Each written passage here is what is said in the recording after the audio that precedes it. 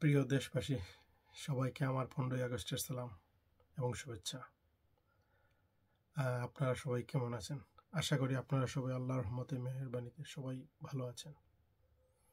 অনেক দিন পরে আমার আজ আবার সোশ্যাল মিডিয়ার পর্দায় আসা, তাই অনেক কথা জমে আছে ভেতরে, এবং তা ক্রমান্বয়ে আমি ধারাবাহিকভাবে ইনশাল্লাহ আপনাদেরকে বলে যাব। কারো যদি মনক্ষুণ্ণ হয় বা কষ্ট লাগে, অনুগ্রহ করে আমাকে ক্ষমা করবেন।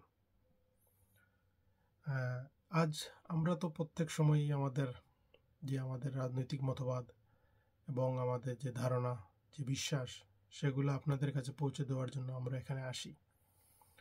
তো আজকে আমি আসছি অন্য একটি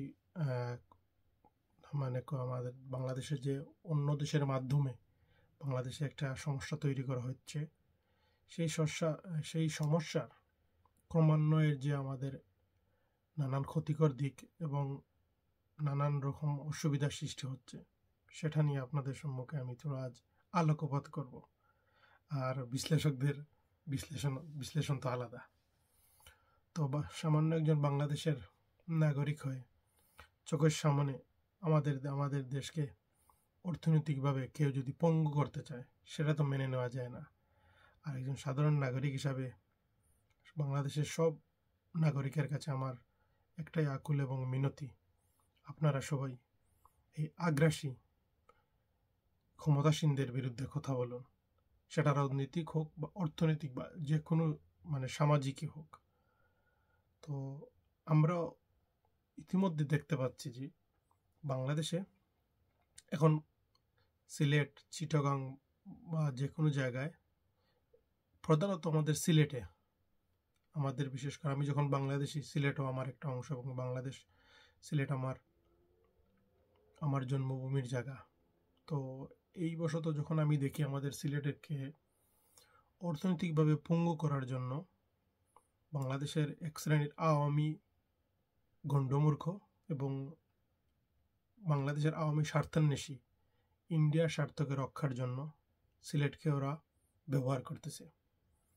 ওরা জানে না যে আপনার ওই যে কি বলে, থুতু উপরের দিকে ফেললে ওটা মুখের মধ্যেই পড়ে, কিন্তু যে ওটার যে একটা খারাপ ক্ষতিকর দিক আছে ওটা ওরা জানে না। বাংলাদেশের সিলেটকে আপনার অর্থনৈতিক আমাদের যে সিলেট হইতেছে আপনার ওই সিলেটের কি অর্থনীতি বলবো আপনাকে, যে অর্থনীতির যদি স্বরূপকাঠি ধরা হয় তাকে সিলেট কি ধরা হয়। কারণ সিলেটে যে আপনার প্রবাসী আছে বা রেমিটেন্স যোদ্ধারা আছেন, ওরা আপনার সব সময় ওদের মা বাবা, ভাই বোনকে, আত্মীয় স্বজনকে ওরা রেমিটেন্স পাঠিয়ে ওরা ওদের যে রেমিটেন্স যোদ্ধা ভাই যেগুলো আছে সিলেটকে সচল রাখে। এবং একটা দেশের কর্তব্য হচ্ছে যে সেখানে আপনার বিশেষ করে যেই ক্ষমতাসীন সরকার হোক, বাংলাদেশের প্রত্যেকটা জেলাকে নিজের আপনজনের মতো দেখা।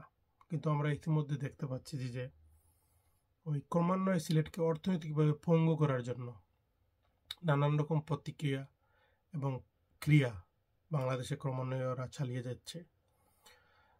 তো এর প্রতিক্রিয়া শুধু আপনার যে রাজনৈতিকভাবেও না, আপনার বহির্বিশ্বের প্রভাব পড়তেছে। যেমন বহির্বিশ্ব বলতে গেলে আমাদের সিলেটকে এখন দেখেন প্রত্যেকটা বছর বাংলাদেশে সিলেটে বন্যা হয়।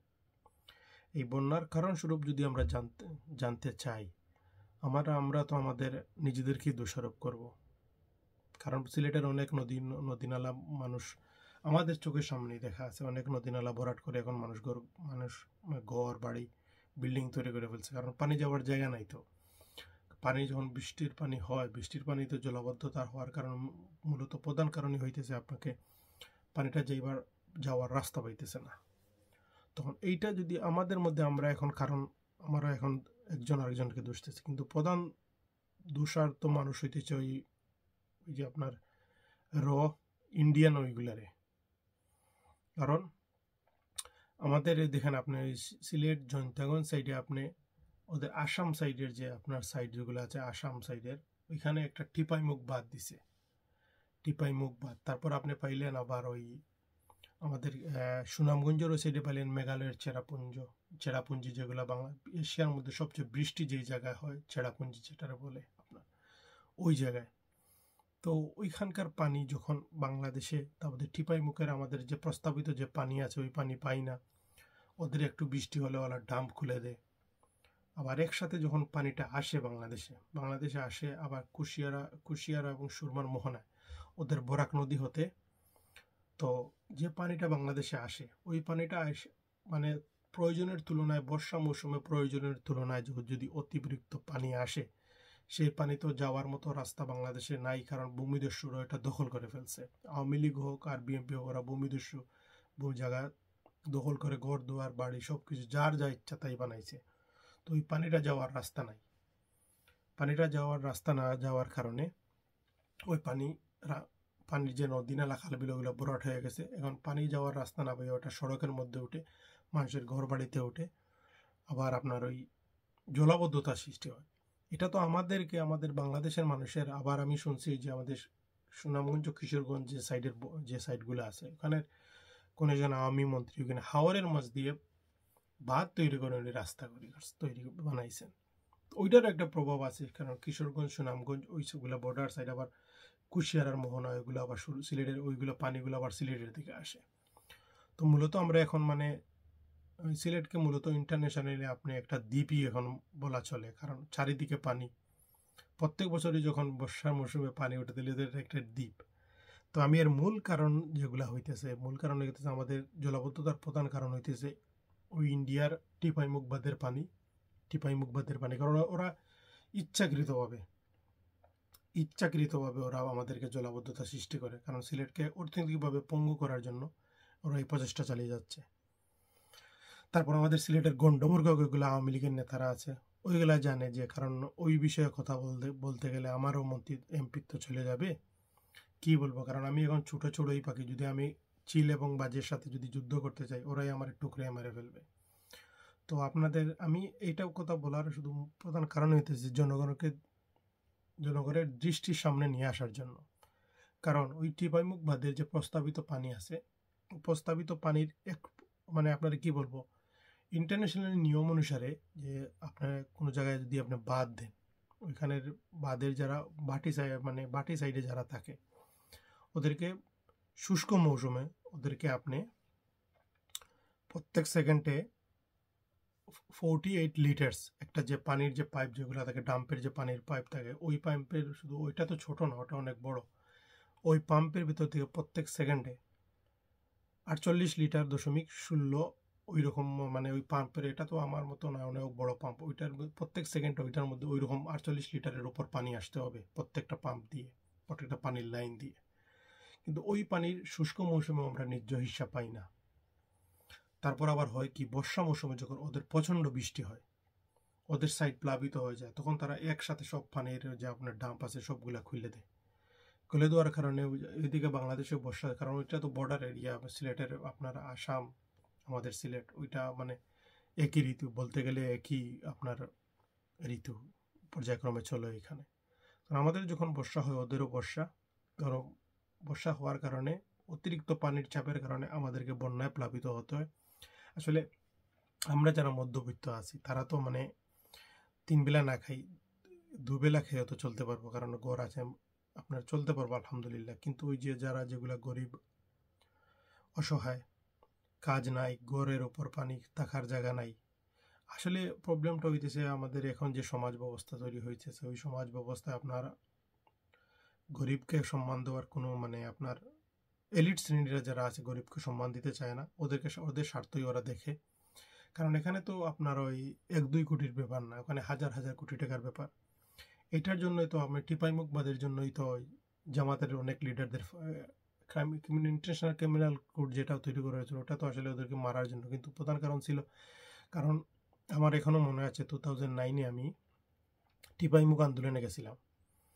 তো টিপাইমুখ আন্দোলনে যাওয়ার সময় তো আমি দেখছি বিএনপির বাইরে, জামাতের বাইরে সবাইকে, কারণ জামাতের মূল নেতৃস্থানীয়রা যারা ছিলেন, যে নিজামী সাহেব, তারপর আপনার ওই